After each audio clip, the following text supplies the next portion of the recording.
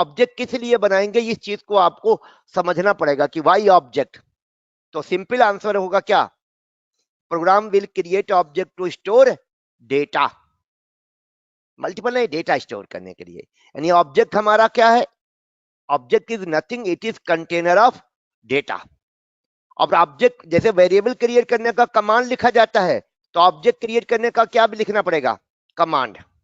तो command to create what, object. तो object create करने के कमांड में क्या लिखा जाता है, न्यू, एक ऑपरेटर है, कीवर्ड है जिसको हम ऑपरेटर कहते हैं, new followed by class name, और यहां पर ब्रैकेट ओपन क्लोज करेंगे।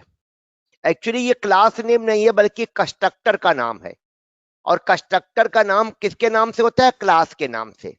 तो चाहे आप इसे कंस्ट्रक्टर का नाम बोले चाहे क्लास का नाम बोले, ये ऑब्जेक्ट क्रिएट करने का कमांड है बच्चा, कंफर्म है ना। जैसे वेरिएबल क्रिएट करने का कमांड क्या लिखते थे, इंट नम सेमीकोलन, वैसे ही किसका कमांड है ये, ऑब्जेक्ट क्रिएट करने का कमांड। तो सिंटैक्स है, आपको रटना पड़ेगा। तो न्यू यहां पर क्या है, कीवर्ड है, ऑब्जेक्ट क्रिएट करने में यूज होता है, और उसके बाद कंस्ट्रक्टर का नाम या क्लास का नाम। इसका मतलब हुआ ऑब्जेक्ट क्रिएट करने के लिए आपके पास क्या होना चाहिए, क्लास होना चाहिए। You must be having what, class. Constructor अभी बताते हैं कंस्ट्रक्टर क्या होता है, अभी क्लियर करते हैं, डोंट वरी। अभी क्लास समझिए, क्या समझिए, क्लास। तो new followed by class name, class name कहिए या कंस्ट्रक्टर नेम कहिए, अभी आते हैं, है ना।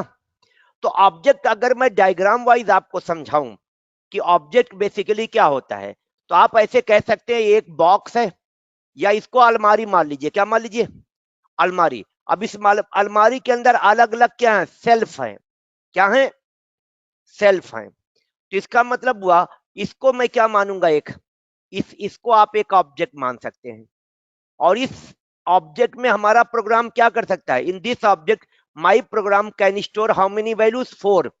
ये 4 अलग अलग बॉक्स है ना, और हर बॉक्स का हर हर इसका नाम होगा एक, इसी को हम लोग कहते हैं instance variable. Are you getting my point. तो ये इसको जैसे मैंने एग्जांपल दिया था कि आप मार्केट में गए सामान खरीदने, आपने वहां से सामान खरीदा, तो आपके पास 4-5 पैकेट आ गए, तो हर पैकेट को एक का मानो वेरिएबल, और उसके अंदर सामान जो है वैल्यू, और जो बड़ा सा थैला जिसमें वो सारा सामान डाल दिए उसको क्या मानो, ऑब्जेक्ट।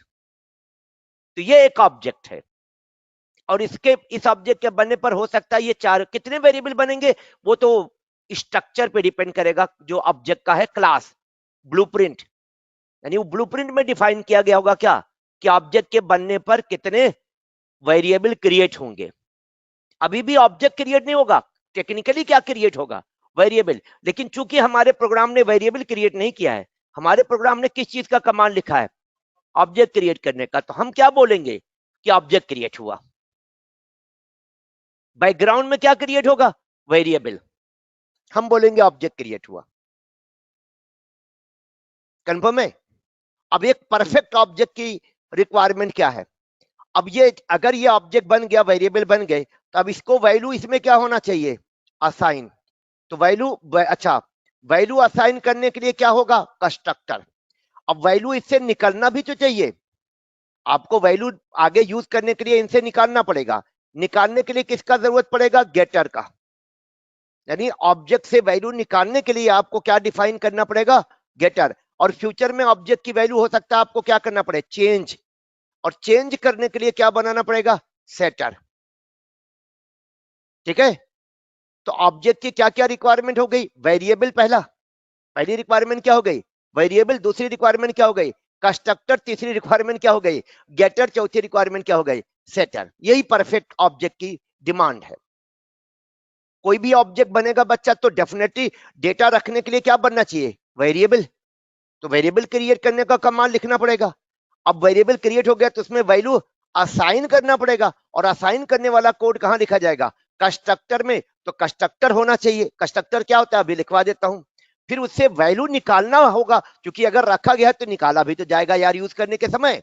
तो निकालने के लिए क्या होगा, गेटर होगा। और फ्यूचर में हो सकता है वैल्यू चेंज करना पड़े, और चेंज करने के लिए क्या कॉल होगा, सेटर। मान लो एक ट्रेन का ऑब्जेक्ट बना है, ट्रेन के ऑब्जेक्ट में ट्रेन नंबर है, ट्रेन का सोर्स और डेस्टिनेशन है, ट्रेन में नंबर ऑफ सीट्स है।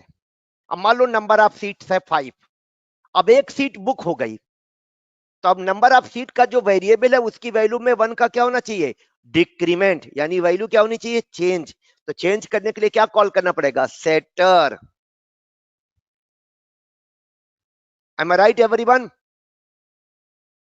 तो कोई भी ऑब्जेक्ट एज अ कंटेनर जो आपका प्रोग्राम क्रिएट करेगा, उसके पास क्या क्या होना चाहिए, है ना, वेरिएबल होना चाहिए वैल्यू असाइन करने के लिए, कंस्ट्रक्टर होना चाहिए वैल्यू गेट करने के लिए, गेटर होना चाहिए, और वैल्यू चेंज करने के लिए सेटर होना चाहिए। एकदम बच्चा, मैंडेटरी नहीं है, मैंडेटरी सिर्फ एक चीज की गई है, कंस्ट्रक्टर। हाँ, अगर आप नहीं बनाओगे तो कंपाइलर बना देगा, कंस्ट्रक्टर के बिना क्लास बनती नहीं। कंफर्म है एवरी ऑनलाइन बच्चा लोग? You are able to understand what I am saying here? भाई साहब आप जरूर बताइएगा, आपने कल एकदम एक जनरल स्टेटमेंट दे दिया, समझ में नहीं आया।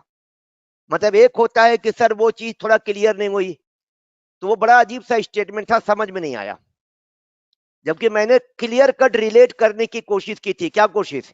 मैंने एक ट्रेडिशनल वे में प्रोग्राम बनाया वेरिएबल वाला, मैंने वहां आपको दिखाया कि इस कोड में वर्किंग है, code is working, but what problem was with my code, as a programmer आपका कोड कॉम्प्लेक्स हो गया था। कॉम्प्लेक्स मतलब बार बार आपको क्या था, अभी वो 4 यूजर के लिए, 4 पर्सन के लिए आपने फिक्स कर दिया था। फ्यूचर में अगर नंबर ऑफ पर्सन इंक्रीज करेंगे तो वेरिएबल क्रिएट करने वाला कमांड आपको चेंज करना पड़ेगा, वैल्यू असाइन करने वाला कमांड चेंज करना पड़ेगा, वैल्यू निकालने वाला कमांड दोबारा लिखना पड़ेगा। लेकिन ऑब्जेक्ट के केस में मैंने कहा था कोई चेंज नहीं करना पड़ेगा, एक बार कमांड लिख दिया जाएगा, किसका, वेरिएबल क्रिएट करने का, that command will not be change. Value assign करने का कमांड लिख दिया जाएगा, वैल्यू गेट करने का कमांड लिख दिया जाएगा, और वैल्यू सेट करने का कमांड लिख दिया जाएगा, command will not be change. Constructor बच्चा इनहेरिटेंस का पार्ट नहीं है, constructor is the part of object. कहते हैं without constructor object can not be created. अभी मैं आप कंस्ट्रक्टर के बारे में लिखवा देता हूं, कंफर्म है? तो इसका मतलब इस कमांड के लिए हमें क्या करना होगा, क्लास भी डिफाइन करना। ज्यादातर फ्यूचर में क्या होगा, क्लासेस हमारी प्री डिफाइन होती हैं, लेकिन हमें भी क्लास डिफाइन करना। जैसे एक क्लास हम लोग ऑलरेडी यूज कर चुके हैं, ऑब्जेक्ट बना चुके हैं, scanner, that class was what, pre defined, बनी बनाई क्लास थी। हमको भी अपनी क्लास बनाना पड़ सकता है। Are you getting my point? तो क्लासेस हमारी क्या हो सकती हैं, हमको भी डिफाइन करना पड़ सकता है और प्री डिफाइन हो सकती हैं। तो क्लास के बारे में कल मैंने बताया था, एक बार क्लास के बारे में लिख लेते हैं।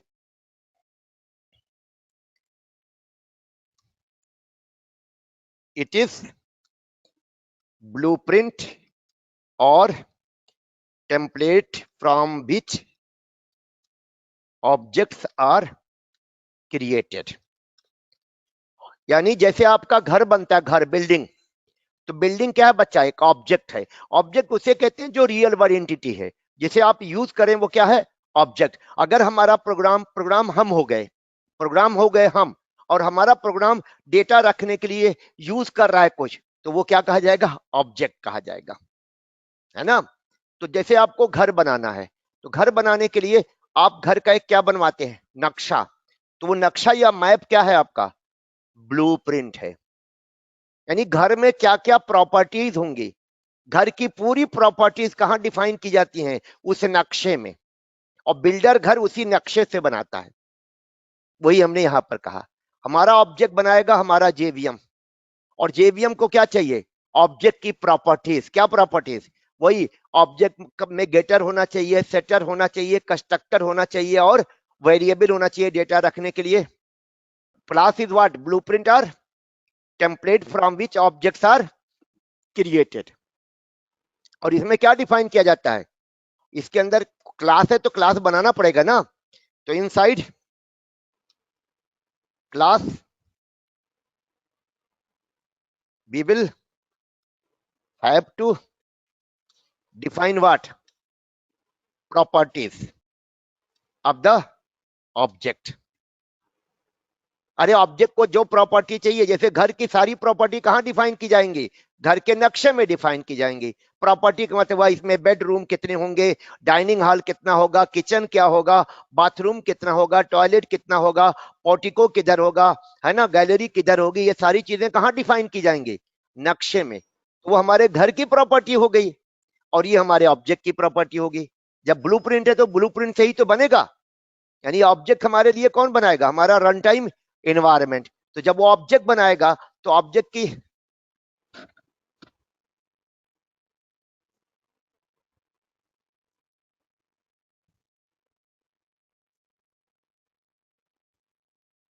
अब आवाज आ रही होगी शिवम।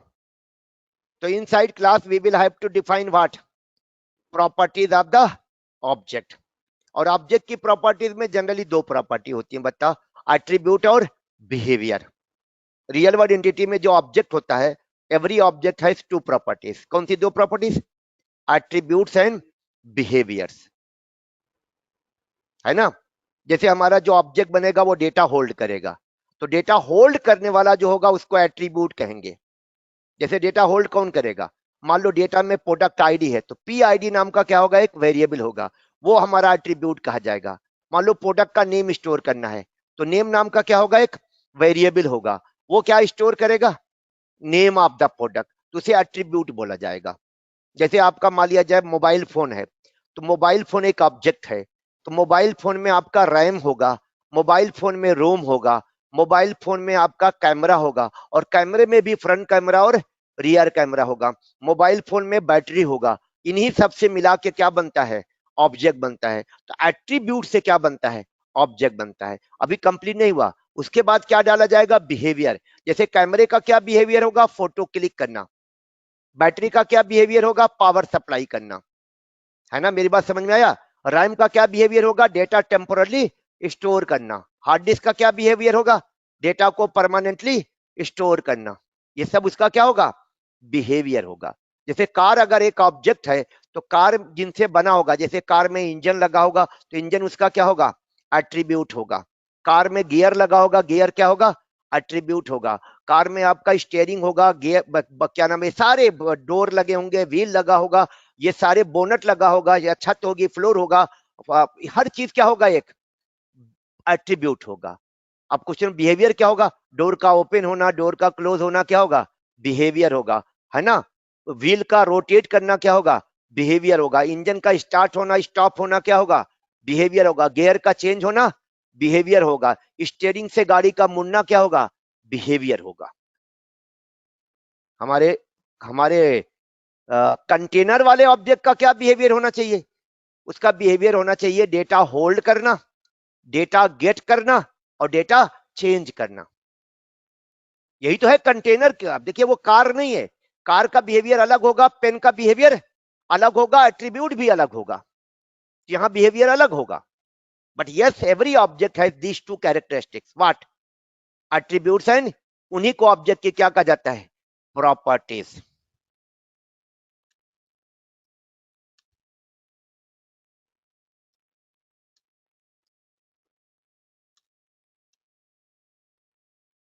कौन सी दो properties, attributes and what, behaviours. पहला है attribute, first one is attribute and second one is बच्चा लोग बिहेवियर। दीपक थोड़ा बच्चा आप पेशेंस रखिएगा एकदम, काफी कुछ चीजें मैं क्लियर करूंगा लेकिन थोड़ा वक्त लगेगा। Attributes and behaviours, attributes clear किया मैंने। अब क्वेश्चन होगा हमारा ये वाला जो ऑब्जेक्ट बनेगा ये तो कार नहीं है, तो केवल कंटेनर का काम कर रहा है। अलग अलग ऑब्जेक्ट के अलग अलग क्या होते हैं बच्चा, रोल।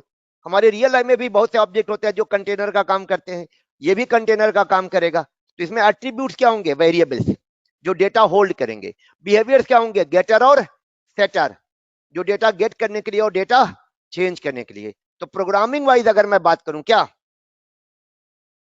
इन प्रोग्रामिंग, प्रोग्रामिंग की बात करें, कौन सी programming, object oriented programming. In object oriented programming, attributes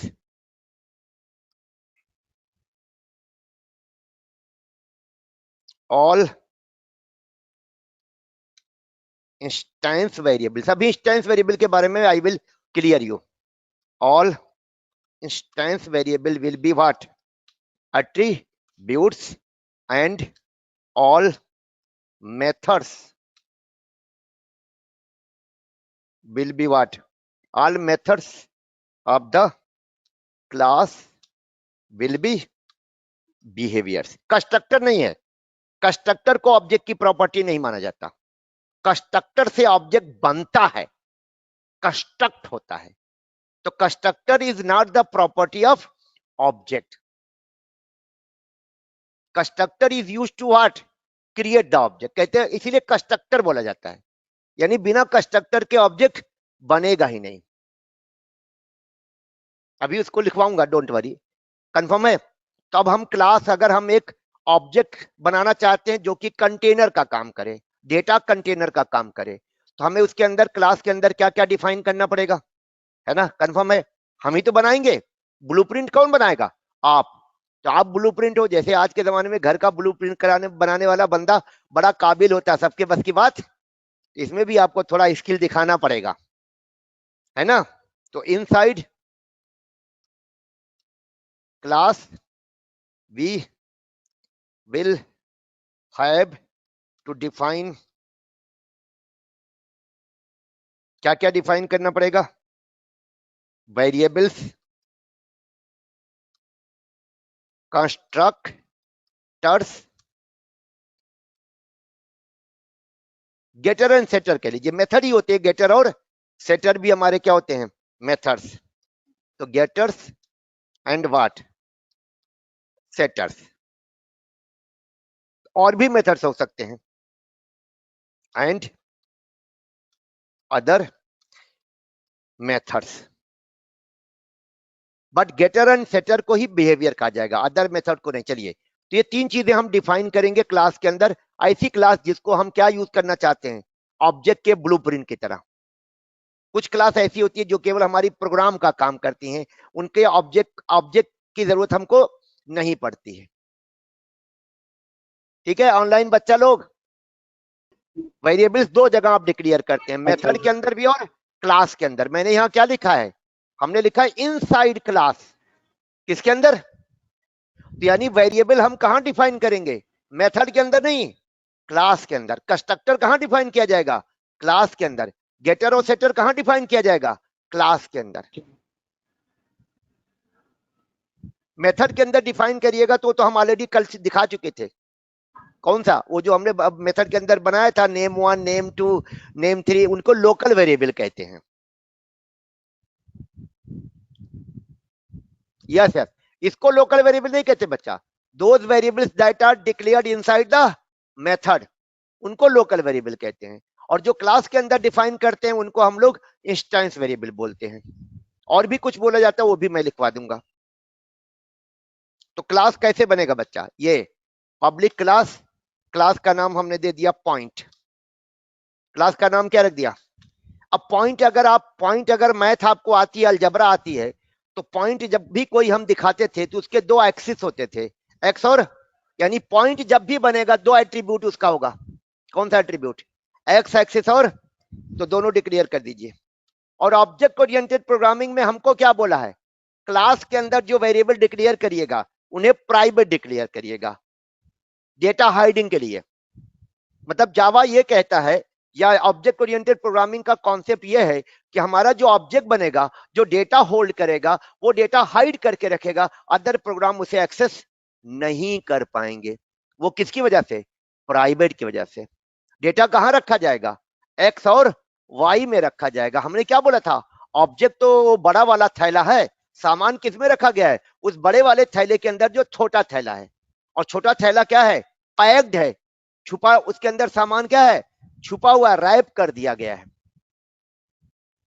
तो कल मैंने जो ये वेरिएबल बनाया था उसे प्राइवेट डिक्लेयर, तो मैंने वायलेशन तो नहीं किया था क्योंकि रूल नहीं है, लेकिन हमको रिकमेंड किया गया क्या, कि क्लास के अंदर जो ये वेरिएबल डिक्लेयर करिएगा इन्हें क्या बनाइएगा, private. For what purpose, data hiding.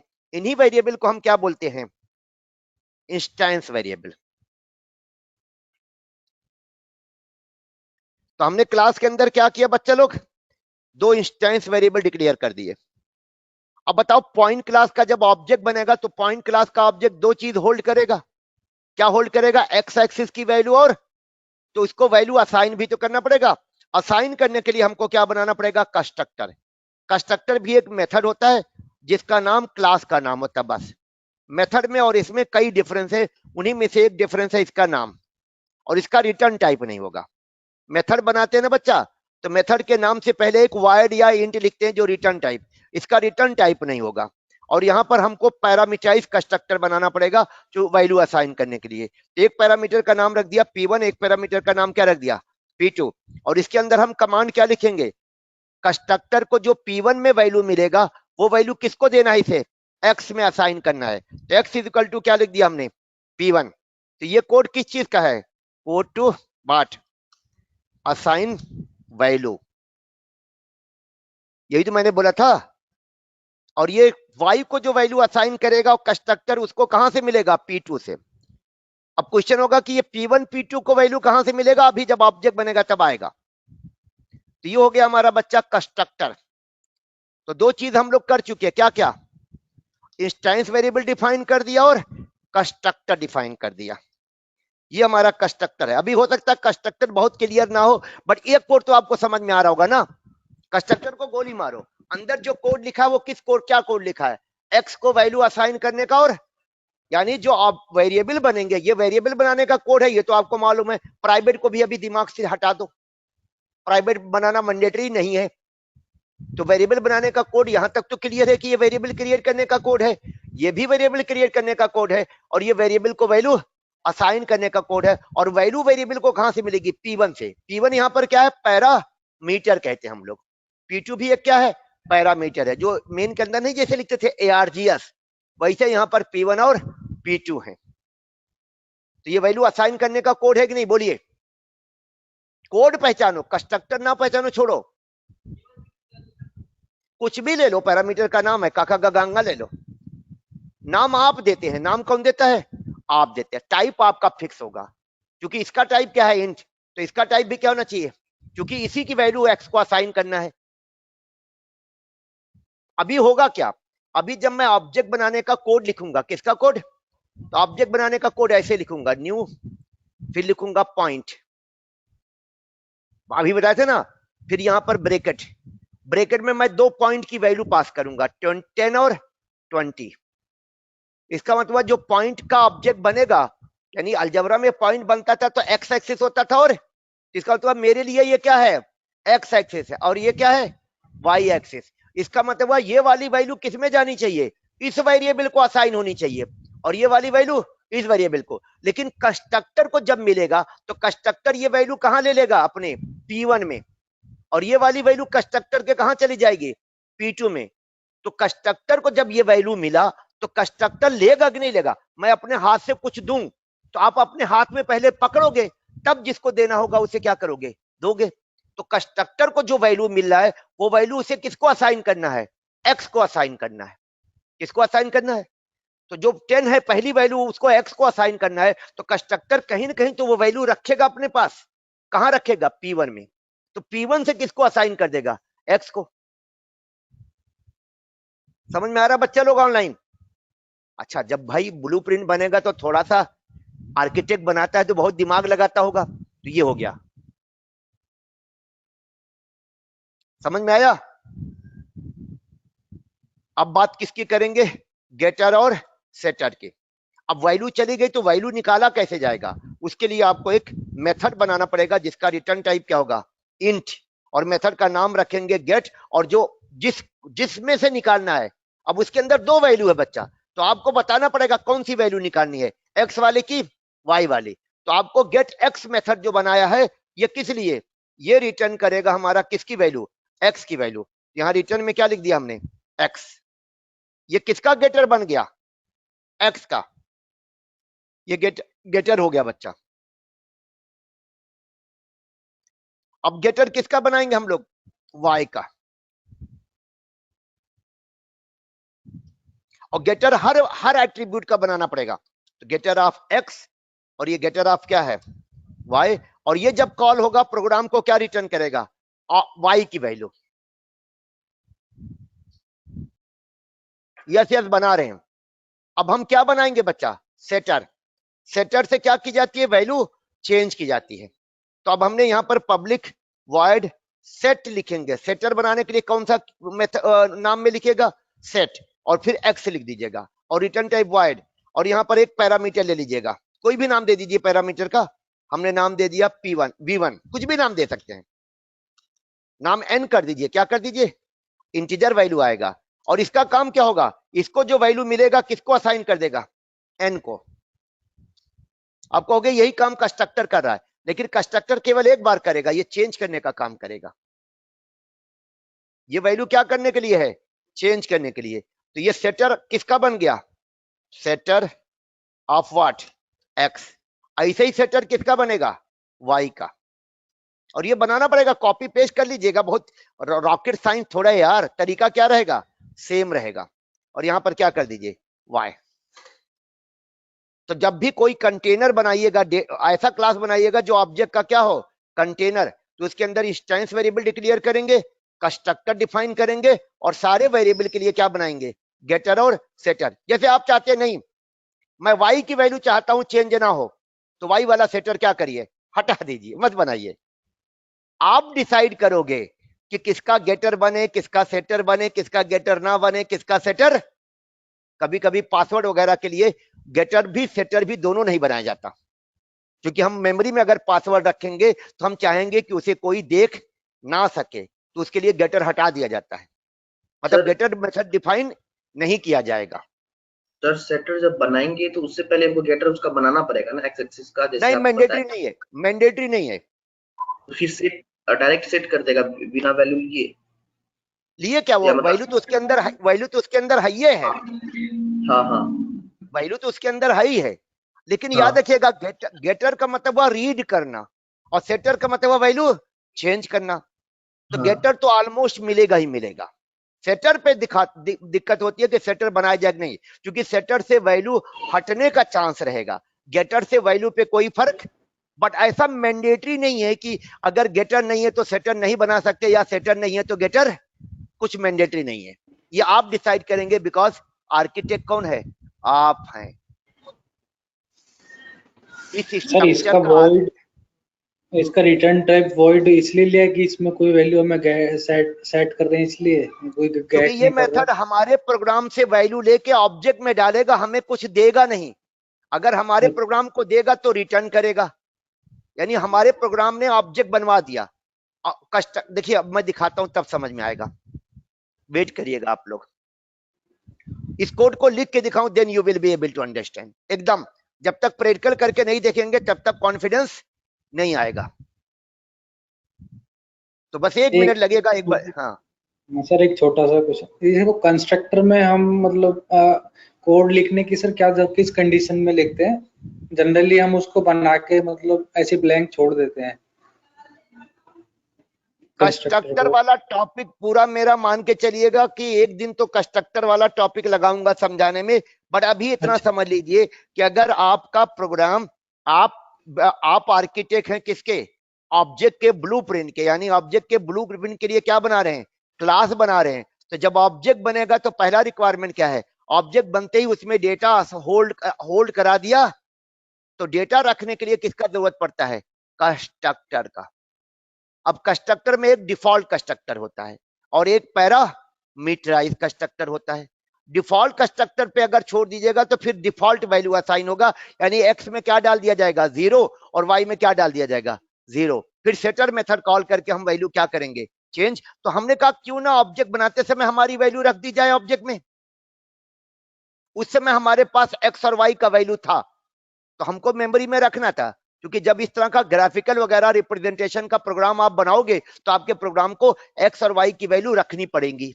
और उसके लिए क्या करेगा प्रोग्राम, पॉइंट क्लास का क्या बनाएगा, ऑब्जेक्ट। जैसे दो पॉइंट है हमारा, एक एक्स एक्सिस है 1020, एक एक्स एक्सिस है 2030, और दोनों की दूरी निकालनी है।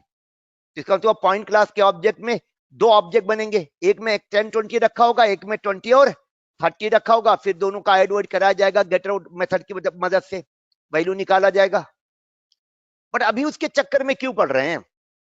पर इतना समझ लो फायदा आपको क्या मिल रहा है। अगर आपके पास 10 पॉइंट होते, कितने पॉइंट, तो आपको एक्स नाम का 10 वेरिएबल चाहिए और वाई नाम का 10 वेरिएबल चाहिए, और हम यहां पर एक्स नाम का वेरिएबल एक बार लिखेंगे और वाई नाम का वेरिएबल और 10 तो बनेगा। ये हमारा फायदा है।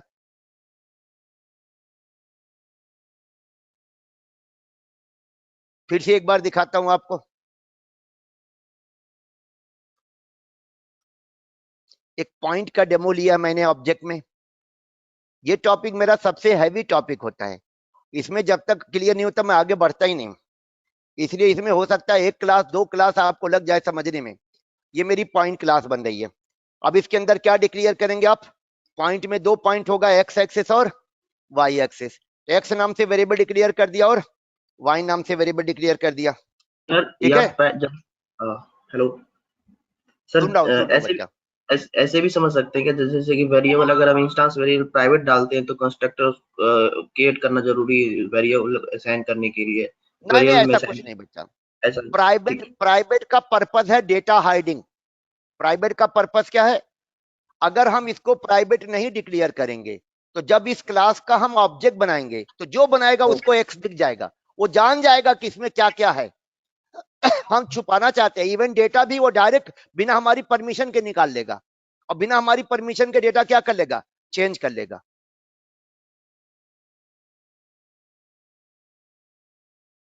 जैसे मान लो आपने इसको प्राइवेट बना दिया, अब यहां पर एक ऐप बनाई, अभी हमने इसके अंदर ना तो कंस्ट्रक्टर बनाया ना गेटर और सेटर बनाया, केवल वेरिएबल बना दिया। अब हम अपना ऐप बना रहे हैं। ये ऐप का मतलब एक प्रोग्राम बन रहा है जो हमारी क्लास को यूज करेगा। अब इसके अंदर आप मेन मेथड भी डिफाइन कर दो। अब ये मेन मेथड हमारी पॉइंट क्लास का क्या बनाएगा? एक ऑब्जेक्ट। ऐसे हम ऑब्जेक्ट बना दे रहे हैं। ये वो पहला वाला, एक्चुअली ऑब्जेक्ट बनाने का कोड ये है, ये नहीं है, ये है। अब यहां पर हमने डाल दिया, मान लो पहली बात तो अलाउ नहीं होगा, क्या नाम है, अभी चूंकि कंस्ट्रक्टर इसमें कौन सा है? डिफॉल्ट। तो एक्स में क्या डाल दिया गया होगा? 0। वाई में डाल दिया गया होगा 0। यहां पर हम एक वेरिएबल बनाएंगे P1 नाम से, इसमें इसके ऑब्जेक्ट का रेफरेंस रखते हैं। रेफरेंस क्या होता है अभी मैं बताऊंगा, लेकिन P1 डॉट लिखिए। क्या कहीं लिखा हुआ एक्स आ रहा है? नहीं आ रहा है। लेकिन अगर यही प्राइवेट नहीं होता, कौन? एक्स, तो जैसे ही प्रोग्राम क्या करता, P1 डॉट लिखता, इसको एक्स दिख जाता। दिख गया कि नहीं दिख गया? यानी अदर के लिए विजिबल हो गया। तो फिर सिक्योरिटी कहां रही? एक्स दिख रहा नहीं, because x is not private, और वाई नहीं दिख रहा है because y is what? Private. तो प्राइवेट जो बनाते हैं हम लोग डेटा होल्ड करने वाले वेरिएबल को, ये डेटा होल्ड करने वाला वेरिएबल है, इसलिए बनाते हैं कि जो प्रोग्राम हमारी क्लास को यूज करके ऑब्जेक्ट बनाए उसे वेरिएबल दिखे ना, उसको हम क्या देंगे? गेटर और सेटर देंगे। डायरेक्ट अलाउ नहीं करेंगे कि हमारे वेरिएबल को टच कर पाए। और सेटर हम वही अलाउ करेंगे जिसमें हमको देना है। मान लो हमारे पास 10 वेरिएबल हैं, हो सकता है सेटर हम केवल 2 का दें। हम चाहते हैं बाकी वैल्यू वो टच ना कर पाए, तो जिसका सेटर दे पाएंगे उसी को वो यूज कर पाएगा, बाकी को यूज नहीं कर पाएगा।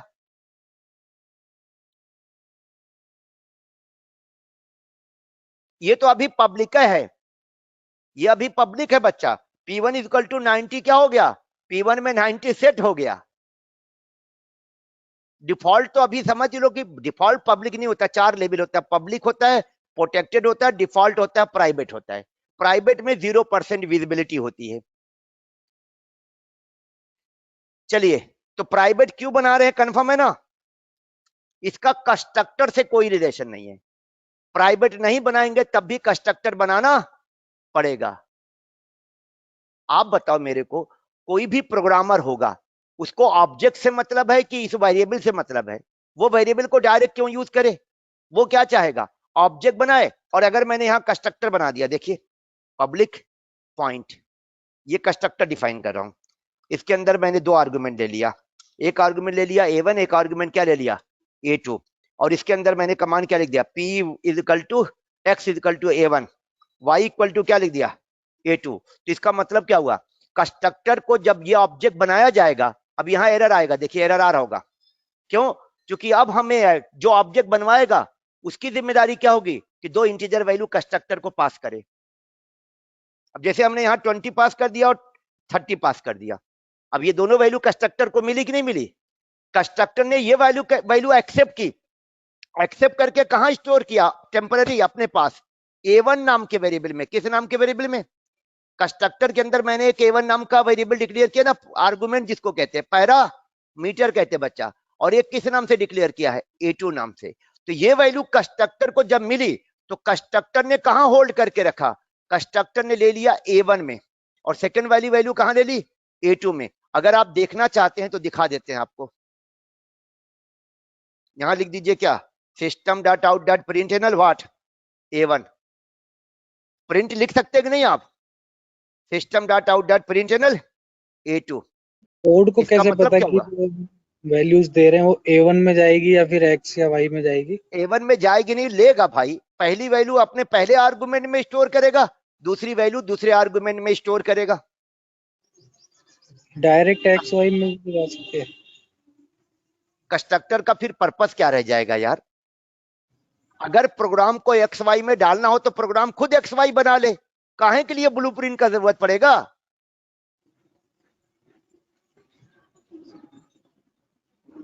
आप मेरे को बताओ, प्रोग्राम क्या चाहता था? ये प्रोग्राम चाहता था कि पॉइंट का डेटा स्टोर करने के लिए इसे वेरिएबल डिक्लेयर ना करना पड़े, वैल्यू असाइन ना करना पड़े, ये सब ना करना पड़े खुद से, तो इसलिए क्या बना दिया गया? ब्लूप्रिंट। अब बताओ, एक लाइन का मैंने कोड लिखा है, ये एक लाइन का कोड, ये देखो, इस एक लाइन के कोड के रन करने से क्या होगा? दो वेरिएबल बन जाएगा। किस नाम से? एक्स नाम से और वाई नाम से। और ये पहली वैल्यू किसमें असाइन हो जाएगी? एक्स में। दूसरी वैल्यू किसमें असाइन हो जाएगी? तो इस प्रोग्राम बनाने वाले का, जो ये ऐप क्लास बना रहा है, उसका काम उस टेम्पलेट ने क्या कर दिया? इजी कर दिया कि नहीं कर दिया? कल भी तो हम इसी पे डिस्कस कर रहे थे बच्चा। Are you getting my point? जो कल मेरा टॉपिक था यही तो मैं डिस्कस कर रहा था कि वेरिएबल हमें डायरेक्ट ना डिक्लेयर करना पड़े। और अभी दो वेरिएबल नहीं, आगे फ्यूचर में 25 25 50 50 100 वैल्यू होती हैं। अब अगर एक ऑब्जेक्ट के लिए 100 वैल्यू स्टोर करना है, तो अगर ऑब्जेक्ट का कॉन्सेप्ट हटा दो तो तुमको 100 वेरिएबल डिक्लेयर करना पड़ेगा। 100 में अभी तो एक ऑब्जेक्ट के लिए, अगर 75 ऑब्जेक्ट 75 ऑब्जेक्ट तुम्हें बनाने हैं तो फिर तुम क्या करोगे? 100 वेरिएबल के कितने ग्रुप बनाओगे? 75। वैल्यू असाइन करने का कोड कितनी बार लिखोगे? 75 टाइम्स। और यहां कितनी बार लिखना पड़ेगा? केवल एक बार। अच्छा, ये मैं क्या बताना चाहता, देखो जब ये मेरा कोड रन करेगा तो क्या होगा? दो वेरिएबल बनेंगे एक्स नाम से, और फिर कंस्ट्रक्टर कॉल होगा और कंस्ट्रक्टर को ये दोनों वैल्यू मिलेगी। लेकिन कंस्ट्रक्टर के अंदर मैंने कोड क्या लिखा है? वैल्यू प्रिंट करने का। तो चलो इसको रन कराओ। इसको रन कराओगे, देखो क्या दोनों वैल्यू कंस्ट्रक्टर को मिल रही है? अगर मिल रही होगी तो डेफिनेटली प्रिंट कर देगा। देखो 20 30 प्रिंट किया कि नहीं प्रिंट किया? इसका मतलब है यहां से जो वैल्यू जा रही है, इसको कहते हैं वैल्यू पास करना बच्चा। ये वैल्यू किसे मिली? किसके पास गई? कंस्ट्रक्टर के पास। तो क्या कंस्ट्रक्टर एक मेथड है? तो वैल्यू लेने के लिए उसके पास कोई पैरामीटर है, आर्गुमेंट है? यस, दो आर्गुमेंट है। किस नाम से? अच्छा, यहां पर एरर क्यों आएगा? कंपाइलर ये हमसे बोल रहा है कि हमारा जो ये आपने कंस्ट्रक्टर बनाया है, इसको दो इंटीजर टाइप का क्या चाहिए? वैल्यू चाहिए। कंपाइलर को कैसे पता चला? कंपाइलर को यहां से पता चलेगा कि इसके अंदर हमने क्या किया है? दो इंटीजर टाइप का आर्गुमेंट डिक्लेयर किया है। अगर यही 3 होता बच्चा, क्या होता? 3 होता, तब यहां पर कंस्ट्रक्टर कंपाइलर हमको क्या बोलता? कितनी इंटीजर वैल्यू पास करिए? 3, क्योंकि कंस्ट्रक्टर को 3 वैल्यू चाहिए। अब जो ये वैल्यू हम इसको पास करेंगे, ये वैल्यू कंस्ट्रक्टर एक्सेप्ट करके कहां होल्ड करेगा बच्चा? पहली वैल्यू कहां होल्ड करेगा? पहले वेरिएबल में, पहले आर्गुमेंट में। दूसरी वैल्यू दूसरे में, और तीसरी वैल्यू तीसरे में। तो ये जो वैल्यू हम पास कर रहे हैं 1 2 3, ये वैल्यू किसको मिलेगी? This value will be accepted by constructor, and constructor will hold this value into parameter, जो कि किस नाम से डिक्लेयर है? A1 A2 A3। दो को तो हमने डिस्प्ले कराया है, तीसरे को डिस्प्ले नहीं कराया है, इसलिए दो वाला दिख जाएगा। लेकिन ये वैल्यू की हमको जरूरत कहां थी? डिस्प्ले नहीं करा रहा था।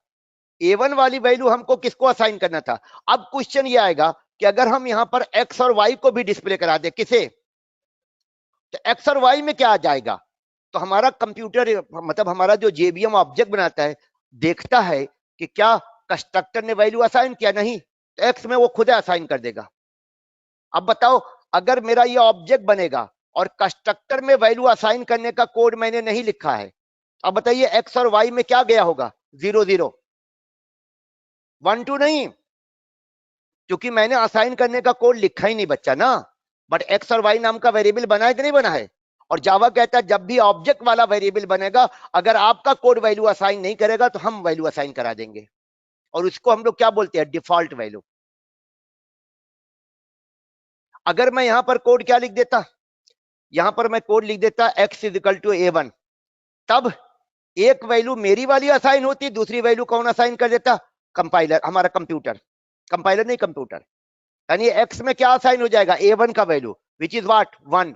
और y में क्या असाइन होगा? y में असाइन का कोड हमने नहीं लिखा है, तो इसका मतलब आप डिफॉल्ट वैल्यू असाइन किया जाएगा। असाइन तो होगा बच्चा, असाइन का कोड आप लिखिएगा तो आप वाला कोड रन करेगा, नहीं तो उनका डिफॉल्ट कोड रन कर जाएगा। और डिफॉल्ट कोड क्या है? 0 असाइन करना। कंफर्म है? देखो ये किसका वैल्यू है? थर्ड वाला, एक्स का वैल्यू। कुछ हद तक क्लियर हुआ आप लोगों को बच्चे लोग?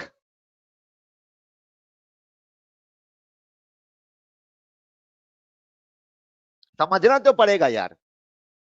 अगर मैं पोस्टमार्टम नहीं करूंगा ना, ऊपर ऊपर खाली लिखा दूंगा कि नोट कर लो, क्या ऑब्जेक्ट बन रहा, ये वैल्यू एक्स और वाई में असाइन होगी, आप कहोगे अच्छा सारी वैल्यू, कोड पीछे वाला कोड आपको दिखेगा नहीं। यहां पर पीछे वाला कोड दिख रहा है क्या आपको? आपको केवल क्या दिख रहा है? New point 1 2। आप कहोगे अच्छा ये होगा क्या? तो मैं कहूंगा ऑब्जेक्ट बनेगा, ये वैल्यू ऑब्जेक्ट में स्टोर हो जाएगी। आप कहोगे सर मतलब कैसे, क्या ऑब्जेक्ट बनना क्या हुआ? तो मैं बोलूंगा ना, दो वेरिएबल बना, किस नाम से? एक्स नाम से और वाई नाम से। वेरिएबल बनाने का कोड लिखा है कहां पर? क्लास पॉइंट में देखो, बना लिखा है कि नहीं लिखा है? कोई चमत्कार नहीं होगा। फिर क्वेश्चन होगा, मैं कहूंगा ये वैल्यू जो हमारी है एक्स को असाइन कर दी जाएगी और ये वैल्यू वाई को असाइन कर दी जाएगी, तो क्या एक्स को वैल्यू असाइन करने का कोड लिखा है? आप कहोगे हाँ लिखा है। कहां?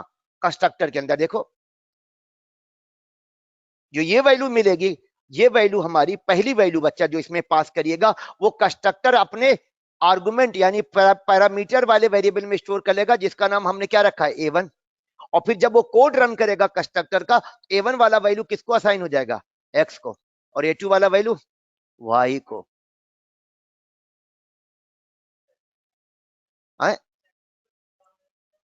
सेटर चेंज करने के लिए होता है, क्योंकि ऑब्जेक्ट तो एक बार बनेगा ना, अब उसकी वैल्यू बार बार आप क्या करना चाहोगे? चेंज। अगर फ्यूचर में मान लिया जाए हमें क्या करना है, इस पॉइंट की वैल्यू 10 के बजाय क्या करनी हो? 20 करनी हो, तो कंस्ट्रक्टर दोबारा थोड़े कॉल होगा। कंस्ट्रक्टर तो सिर्फ एक बार कॉल होता है ऑब्जेक्ट के बनते समय,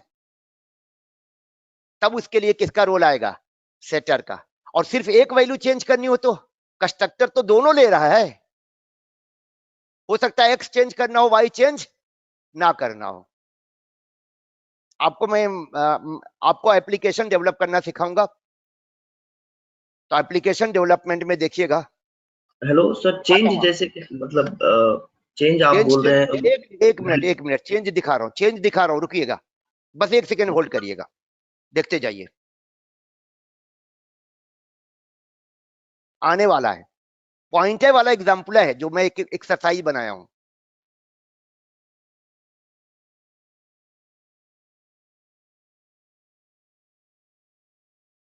एक मैं प्रोजेक्ट रन करा रहा हूं।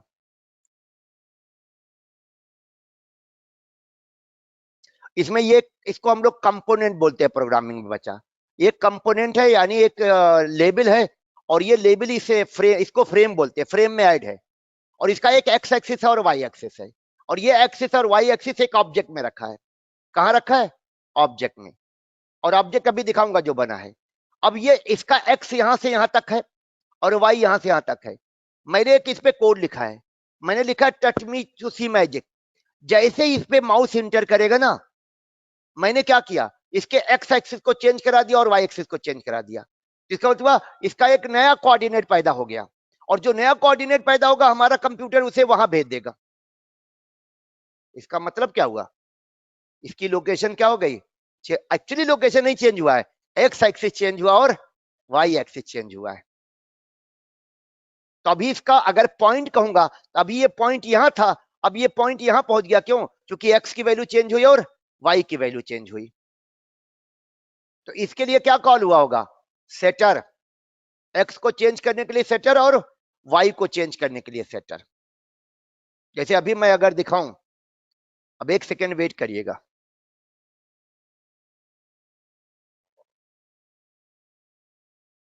मैंने कहा था ये टॉपिक कॉन्सेप्ट वाला टॉपिक है, थोड़ा सा मुझे समझ दीजिएगा। अभी मैं गेटर सेटर नहीं बनाया हूं, मैं यहां एक मेथड बना रहा हूं और मेथड का नाम क्या दे दिया? Show point. यानी पॉइंट वाली वैल्यू क्या करो?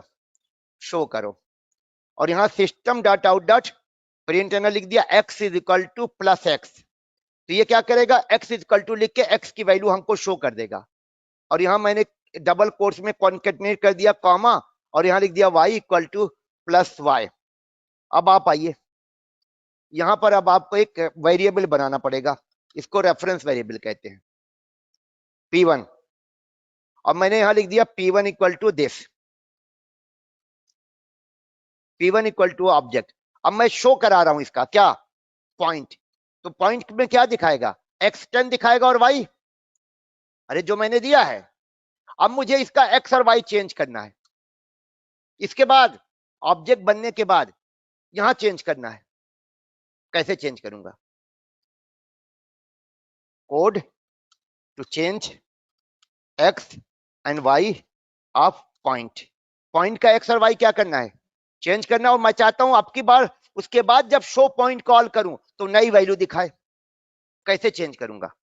अगर मैं यहां पर p1 डॉट x लिखूंगा तो x आई बाय नहीं करेगा। लेकिन अगर मैंने यहीं पर क्या किया होता, अगर मैंने यहीं पर कौन सा मेथड बनाया होता? Public void set what x। कौन सा मेथड बनाया? सेटर, सेटर कहते हैं इसको।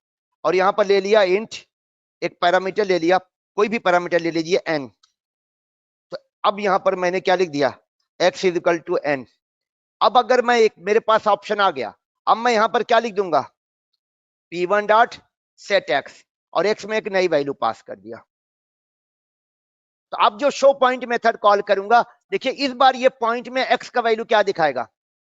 सेम ऑब्जेक्ट है, सेम कोड लिखा है। यहां पर शो पॉइंट कॉल किया तो उसने पॉइंट में x और y क्या शो किया? 10 और 20। ये सेटर कॉल करके मैंने उसका x क्या कर दिया? चेंज करा दिया। सेटर बनाना पड़ेगा। हेलो सर, तो हाँ, डायरेक्ट हम जो 10 और 20 है वहां पे भी तो फिर वही डायरेक्ट मैं 30 बता और रहा हूं। इनकैप्सुलेशन का मतलब क्या होता है? इनकैप्सुलेशन का मतलब होता है छुपा के रखना।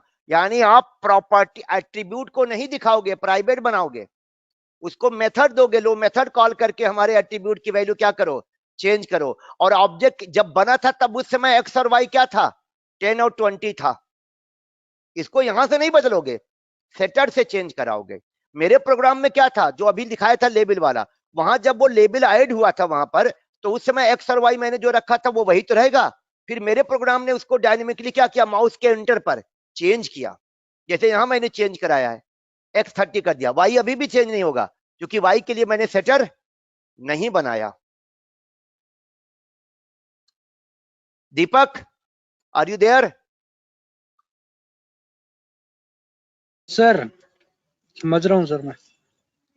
दीपक इसी क्लास को हम लोग आगे चल के जब हम आपको फ्रेमवर्क वगैरह कराएंगे, पोजो क्लास बोला जाता है, प्लेन ओल्ड जावा ऑब्जेक्ट। यही क्लास जिसके अंदर क्या होता है?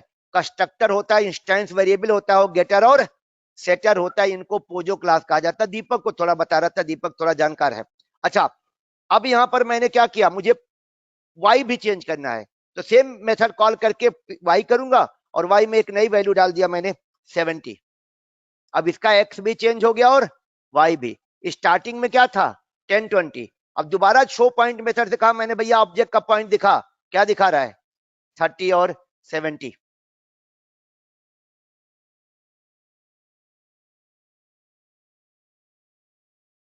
आप अपना कोड क्यों रिवील करेंगे? आपने जो कोड लिखा है वैल्यू चेंज करने का, क्यों लिखेंगे, क्यों दिखाएंगे? सर आप अभी आपने मतलब ये जो कोड अगर करेंगे तो ये तो पूरा कोड का एक्सेस मेरे ही पास रहेगा ना, तो फिर मतलब कॉल करेंगे जैसे कि आप बोलते हैं कि हम उसको कॉल करेंगे, यानी अगर हम नहीं ग्रुप में नहीं, कभी काम करते हैं तो हाँ हम कॉल करेंगे तो यानी उसको रिक्वेस्ट भेजेंगे, फिर उसके तरफ से अप्रूवल आएगा, तब मतलब इस तरफ का प्रोसेस चलता है क्या? हाँ हाँ एकदम ओके। यही होगा। आप मेथड कॉल कर रहे हो, हम्म। आपको गेटर और सेटर वैल्यू चेंज, और मैंने बार बार कहा आपके पास अधिकार क्या है, आप जब उसका ब्लूप्रिंट बनाए, अगर आप चाहते हैं कि वाई की वैल्यू कभी भी चेंज ना हो तो सेटर मत बनाओ। अच्छा। अगर ब्लू। वेरिएबल को प्राइवेट बना दोगे, अगर तुमने वेरिएबल को क्या बना दिया प्राइवेट, तो प्राइवेट का मतलब हुआ जब चाहोगे क्या हो जाएगा, चेंज हो जाएगा। पब्लिक बना दोगे अगर तो। ठीक है। इसीलिए तो ये कॉन्सेप्ट आया कंटेनर का, इसीलिए तो इनकैप्सुलेशन, इसी को इनकैप्सुलेशन कहते हैं। मतलब इसके पीछे कोड जो लिखा गया वो छुपा के रखा गया, कहां पर, क्लास पॉइंट के अंदर। क्या यहां पर डेटा कहीं आपको दिखने से लग रहा है कि वैल्यू में इक्वल टू लगा के चेंज किया गया है? हम वेरिएबल बनाते तो वैल्यू कैसे चेंज करते हैं, वेरिएबल बनाते तो वैल्यू ऐसे चेंज करते हैं। अगर हमारे पास नाम का वेरिएबल है, इसमें इसको कहते हैं इनिशियलाइज करना। इनिशियलाइज क्या कर दिया, 90, नम इक्वल टू 10 कर देंगे वैल्यू चेंज हो जाएगा, नम इक्वल टू 70 80 कर देंगे वैल्यू चेंज हो जाएगा, नम इक्वल टू 400 कर देंगे वैल्यू चेंज हो जाएगा। लेकिन ये कोड तो आप लिख रहे हो, ये कोड छुपाया गया है।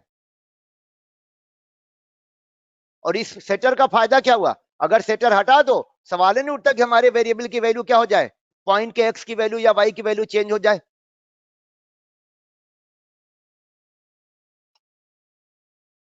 अभी तो गेटर आया नहीं,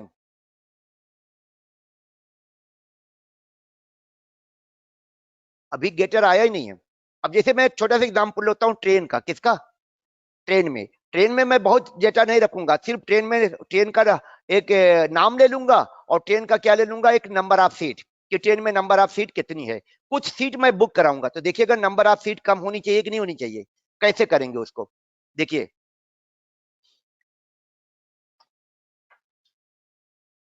एग्जाम्पल देते जाइए, जितना एग्जाम्पल बनाएंगे, जितना इसमें कोड लिखेंगे, उतना आपका कॉन्फिडेंस बढ़ेगा। यहाँ पे सर जो गेटर है वो प्रिंट का काम करेगा, तो वैल्यूज तो हमें प्रिंट हो रही है ना, नहीं वो वैल्यू गेटर मतलब प्रिंट गेट का, कर रहे हैं। गेटर प्रिंट का काम नहीं करता, आने वाला गेटर का रोल इसी में लाएंगे। गेटर का रोल क्या है, आने वाला है।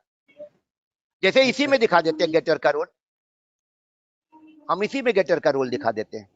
अभी गेटर का रोल लाया नहीं, ये हमारा ऐप था, इसको एक नया बना लेते हैं, ऐप 1।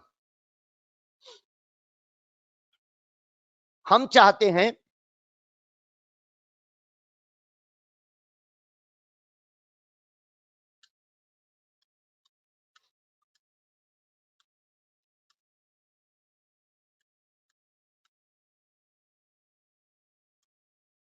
अब आपको क्या करना है, अपने एक्स की वैल्यू को क्या करना है, एक्स एक्सिस की वैल्यू को, value of x axis what, कितने से चेंज करना, इंक्रीज करना बाई 5, और वैल्यू ऑफ वाई एक्सिस किससे चेंज करना है। अब आप बताइए हम क्या लिखें यहां पर, सेट में 30 लिख दें ना। और याद रखिएगा फ्यूचर में ये आपको दिखेगा नहीं, ऑब्जेक्ट बना होगा, ऑब्जेक्ट में वैल्यू होगी, जो भी वैल्यू है उसके एक्स में क्या करना है, 5 का इंक्रीमेंट करना, और वाई एक्सिस में क्या करना है, 15 का इंक्रीमेंट करना है। कैसे करेंगे,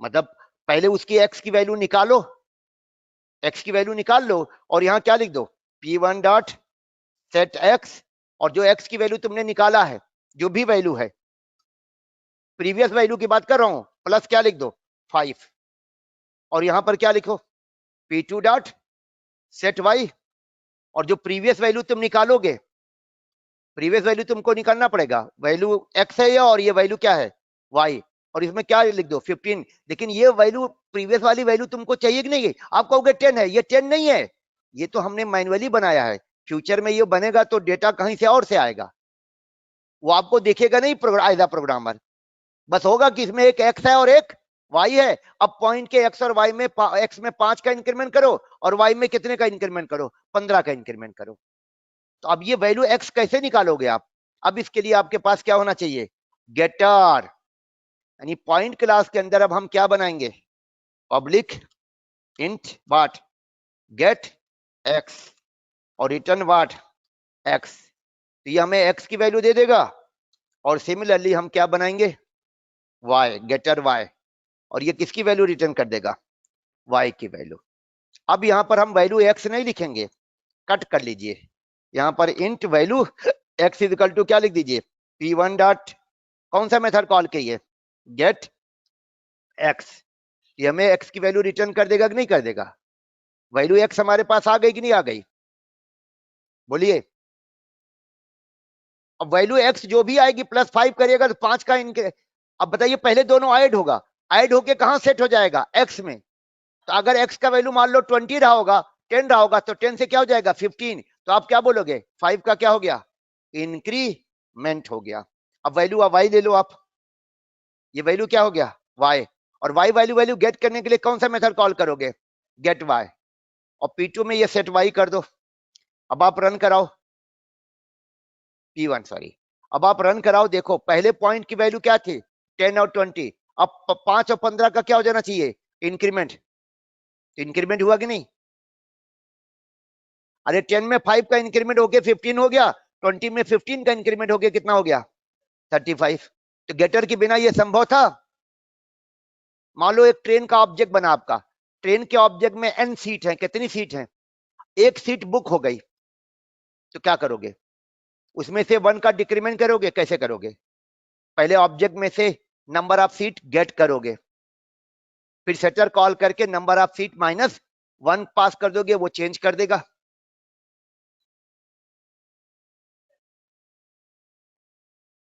ना होगा तो डायरेक्ट यहीं कॉल कर सकते हो तुम, यहीं पर क्या लिख दो? P1 डॉट गेट एक्स, वो वैल्यू रिटर्न कर देगा। मैं तो बस खाली आपको, मैं चाहता हूं कि बेस सॉलिड, इसको बेस कहते हैं बच्चा, और अगर आपका बेस सॉलिड नहीं होगा तो हकीकत बताते हैं फिर आपको मजा नहीं आएगा ट्रेनिंग, आप कहोगे अच्छा ठीक है सिखाया गया है ना? फिर वो कंपनी में जॉब करोगे तो फिर फंसोगे रोज, फिर किसकी किसकी हेल्प लोगे?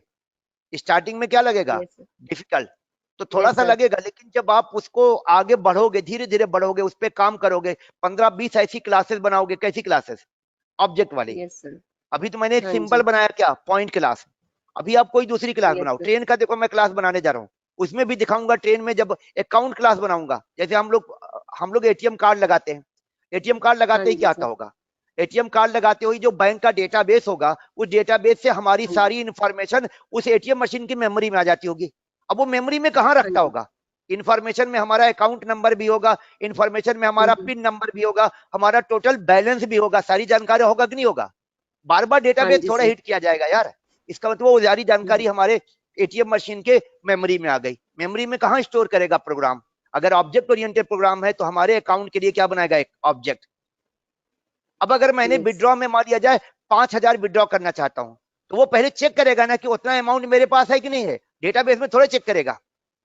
That will not check in database, database में नहीं चेक होगा, क्योंकि ऑब्जेक्ट में मेमोरी में आ चुका है। getting data from memory is much more faster than getting data from the database. Memory से डेटा गेट करना बहुत फास्ट होता है देन व्हाट? डेटाबेस तो हार्ड डिस्क में होता है बच्चा, डेटाबेस। हार्ड डिस्क से डेटा निकाला जाएगा, मेमोरी में रखा जाएगा, देन प्रोग्राम को मिलेगा। तब एटीएम कार्ड लगाओगे तो आपका जो एक बार डेटाबेस से कनेक्ट होगा, आपका डेटाबेस से इंफॉर्मेशन कहां जाएगा? एटीएम मशीन में आ जाएगा, अरे मेमोरी में आ जाएगा। तो इसका मतलब ये हुआ कि मेमोरी में ही सारा काम होगा। जैसे मैं अकाउंट वाला आपको एग्जांपल लिया था, कौन सा? अकाउंट वाला, उसमें भी गेटर और सेटर का जरूरत पड़ेगा।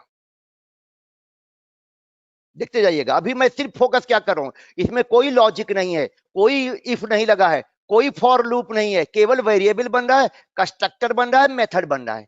देखा होगा आपने, मैंने कहा था it is totally what? Concept. There is no logic.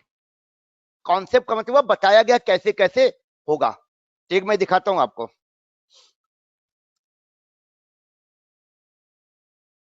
But unfortunately चूंकि हम डेटाबेस अभी यूज नहीं कर पाएंगे, तो जो डेटाबेस से आएगा वो मैन्युअली डालूंगा मैं, उसको इग्नोर करिएगा।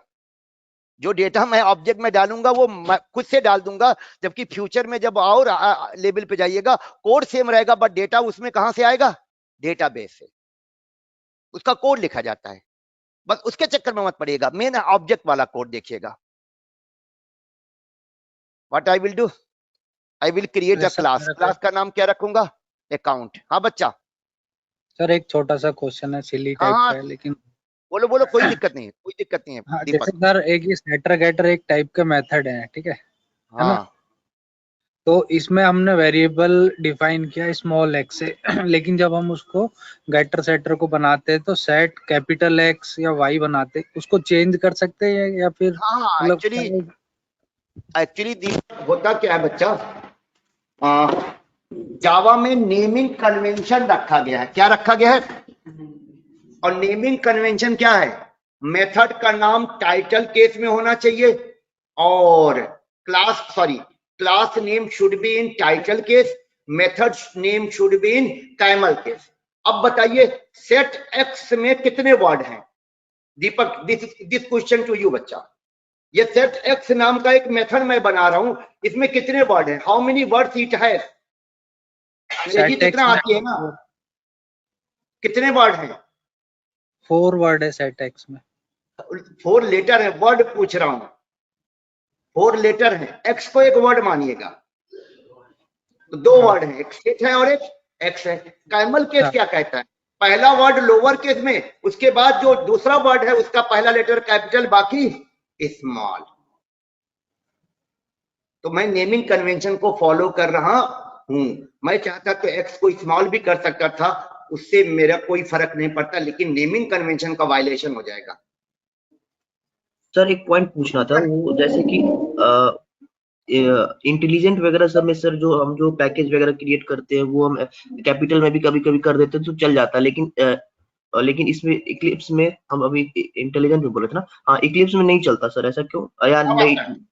ये देखो, ये तुम्हारे सामने क्या बात करते हो, लो ये तुम्हारा मेरा पॉइंट क्लास है, पॉइंट। इसका मैं सेटर का नाम स्मॉल लेटर में दे देता हूँ, कोई एरर नहीं आएगा।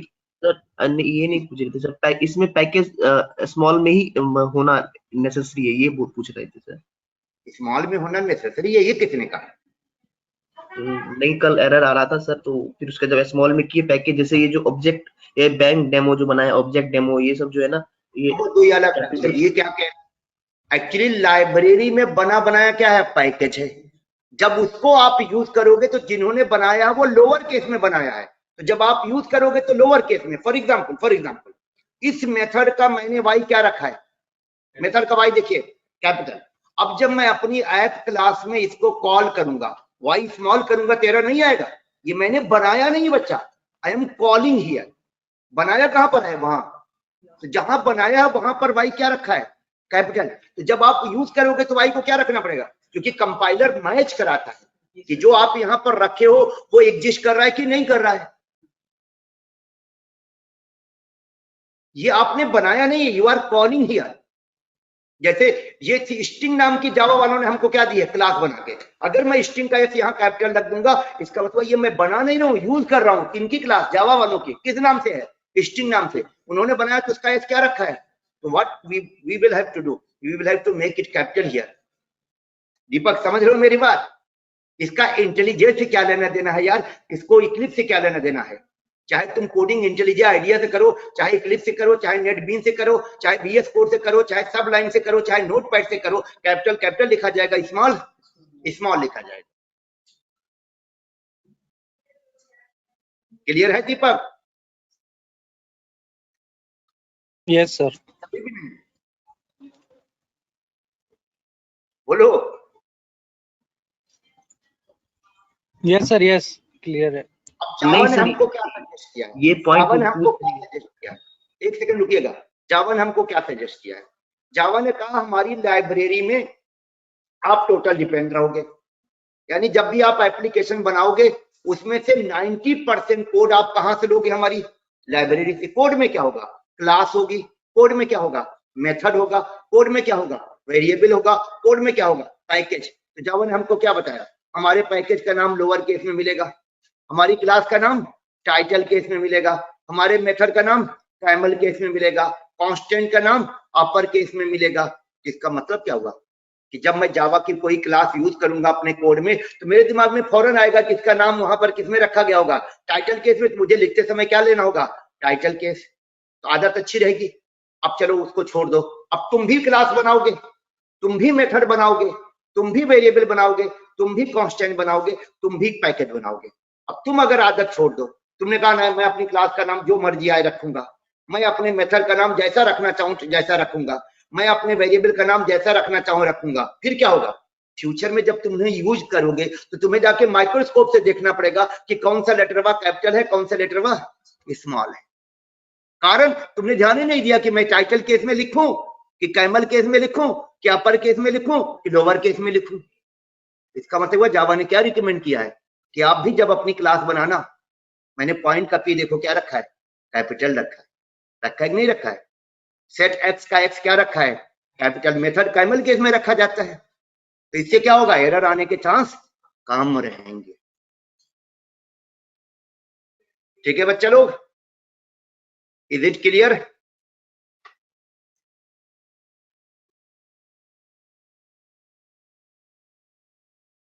अभी देखिए यहां पर ये मैंने अकाउंट नाम से क्या डिफाइन किया हियर, क्लास। अब मैं इस अकाउंट क्लास के अंदर क्या डिफाइन करूंगा, डेफिनेटली मुझे क्या करना है इस अकाउंट क्लास के अंदर, मुझे अकाउंट क्लास के अंदर यूजर से रिलेटेड कुछ डेटा स्टोर करना है। अब क्या डेटा स्टोर करना है, मुझे यूजर का अकाउंट नंबर स्टोर करना है, नाम, दो ही चीज रखता हूं, अभी डिटेल में ढेर सारा होगा, बट केवल क्या, उसका बैलेंस और उसका नाम। तो दो इंस्टेंस वेरिएबल डिक्लेयर कर दिया जाएगा। और याद रखिएगा इसको जो डेटा फ्यूचर में मिलेगा वो कहां से मिलेगा, डेटा बेस से आएगा। लेकिन अभी जब मैं ऑब्जेक्ट बनाऊंगा तो मैन्युअली डालूंगा, ना होगा तो मेरे पास एक प्रोजेक्ट बना हुआ दिखाऊंगा बैंक का, सेम इसी तरह का प्रोजेक्ट है, उसमें पूरा डेटा मैंने ऑब्जेक्ट बनाने का कोड लिखा होगा, लेकिन डेटा कहां से आएगा, डेटा बेस से आएगा।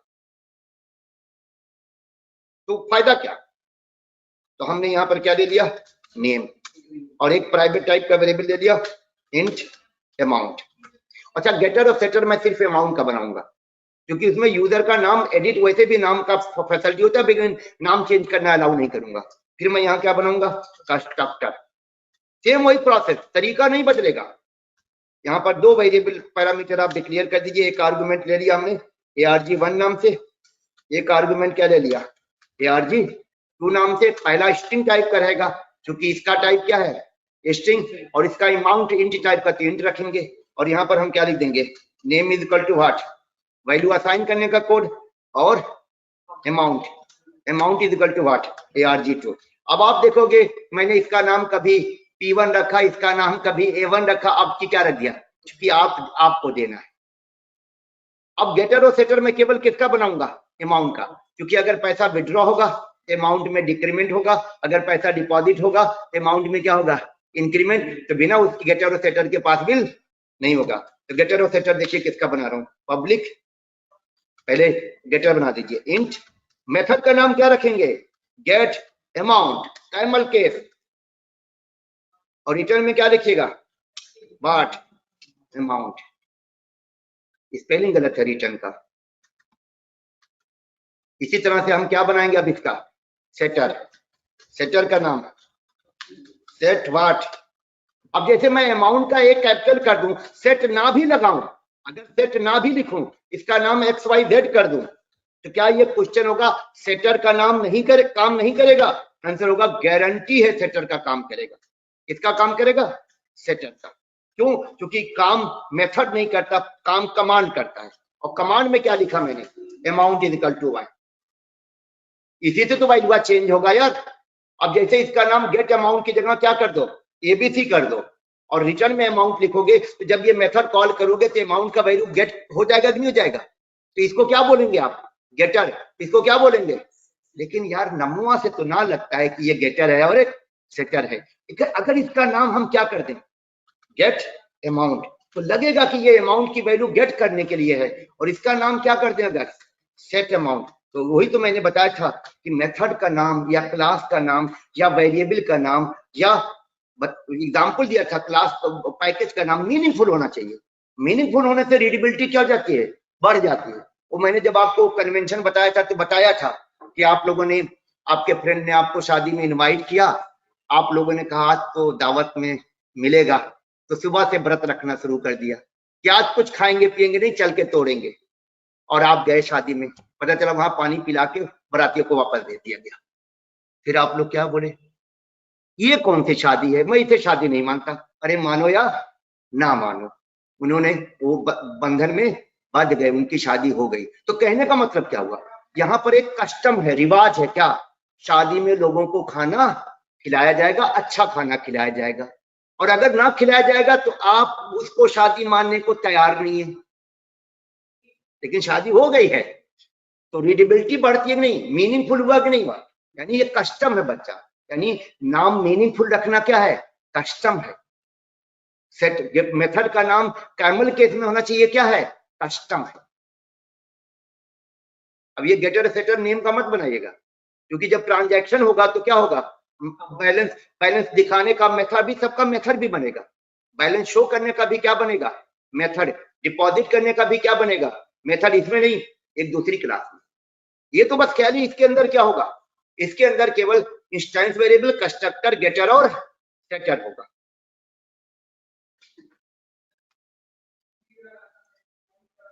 Are you getting my point. अब जैसे अगर हम इसके अंदर जाए, एक ऐप बनाए, ये हमारा क्लास है, क्लास का नाम दे देते हैं ऐप मेन मेथड। अब यहां पर हम क्या करेंगे, ये अगेन जो ये मैं ऑब्जेक्ट बना रहा हूं बच्चा, ये फ्यूचर में ऑब्जेक्ट कैसे बनेगा, ऑब्जेक्ट तो हम ही बनाएंगे, लेकिन इसका डेटा कहां से आएगा, डेटा बेस से। ये तो ऑब्जेक्ट नहीं है, इसको रेफरेंस वेरिएबल कहते हैं बच्चा, ऑब्जेक्ट ये बन रहा है। अभी इस पे भी आऊंगा, ये भी मेरा टॉपिक है, कौन सा, रेफरेंस वेरिएबल। इसमें मैं दो कंस्ट्रक्टर में दो पैरामीटर पास करूंगा, यानी दो वैल्यू पास करूंगा, अकाउंट होल्डर का नाम, तो मैंने नाम दे दिया जैसे राहुल, और अकाउंट होल्डर का टोटल अमाउंट जो उसके पास होगा। एक्चुअली ये वैल्यू कहां से आएगी, लेकिन मजबूरन मुझे डालना पड़ेगा, तो डाइजेस्ट कर लीजिए कि ये डेटाबेस से वैल्यू आ रही है। अब व्हाट नेक्स्ट, अब मुझे उसका बैलेंस शो करना है, तो मैं क्या करूंगा, int balance is equal to AC, और ये बैलेंस वाली वैल्यू यहाँ आपको दिख रही होगी, लेकिन मैं बार बार कह रहा हूँ ये वैल्यू फ्यूचर में जब एक्चुअल एप्लीकेशन बनाएंगे तो नहीं दिखेगा, तब आपको यहाँ करना होगा क्या, गेटर मेथड कॉल करना पड़ेगा कि नहीं, गेटर मेथड से बैलेंस आएगा कि नहीं आएगा, और फिर यहाँ पर system dot out dot print में लिख दिया टोटल या current balances, current balances what plus balance. तो बैलेंस वेरिएबल में वैल्यू, ये गेटर कॉल करेंगे तो ये इसकी वैल्यू, ऑब्जेक्ट की वैल्यू रिटर्न कर देगा।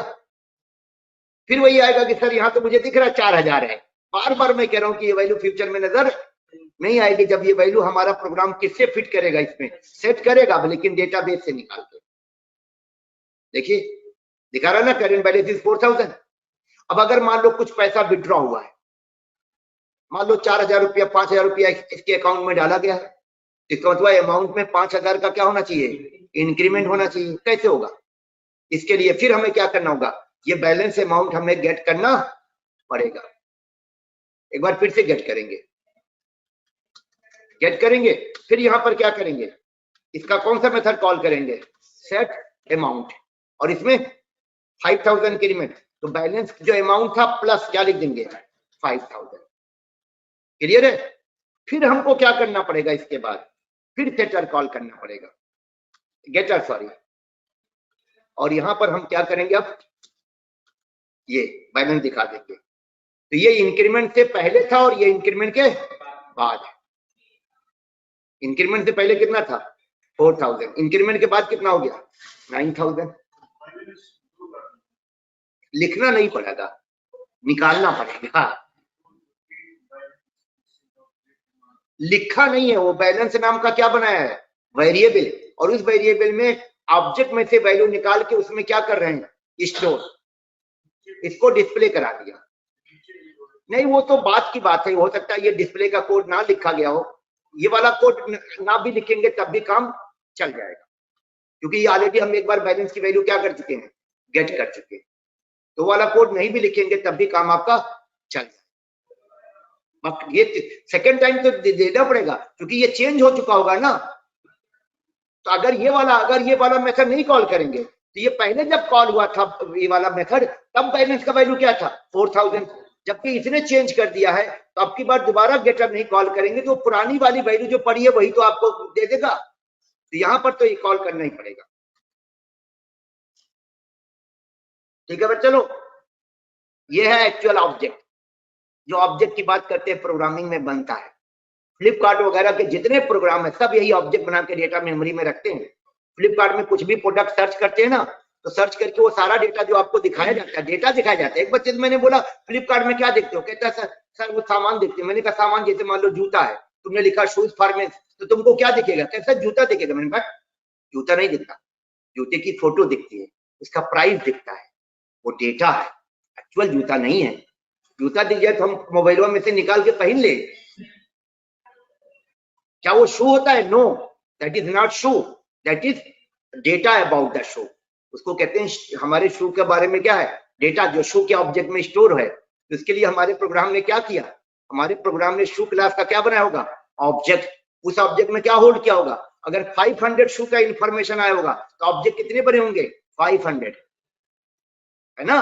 और हर ऑब्जेक्ट में क्या रखा गया होगा, वही शू का फोटो होगा, साइज होगा, प्राइस होगा, कलर होगा, एवरीथिंग ऑब्जेक्ट में रखा जाता है बच्चा। मतलब अगर मैं ये बैंक वाला आपको एग्जाम्पल दिखाऊं, कौन सा एग्जाम्पल, जो ये गेटर और सेटर वाला मैंने समझाने की कोशिश की है, आइए देखिए। ये प्रोजेक्ट